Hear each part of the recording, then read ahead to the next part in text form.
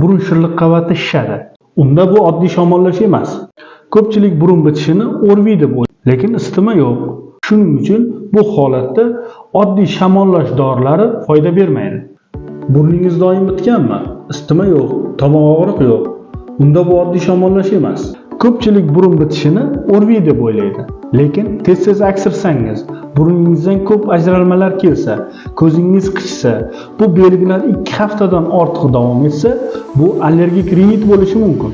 Allergiyada burun shilliq qavati allergen ta'sirida shishadi. Bu infeksiya emas, immun tizimining ortiqcha reaksiyasi. Shuning uchun bu holatda oddiy shamollash dorilari foyda bermaydi. Ko'pchilik burun tomchilarini oylar davomida ishlatadi. Natijada esa qaramlik, burunning doimiy bitishi, burun shilliq qavatining esa zararlanishiga olib keladi.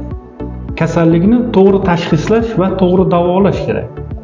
Avvalo allergenlarni aniqlash, antigistaminlar hamda intranazal kortikosteroidlar tavsiya qilinadi. Agarda sizda shunday belgilar kuzatilsa, albatta allergologga murojaat qiling. Bu videoni tez-tez aksiradigan tanishlaringizga yuborib qo'ying.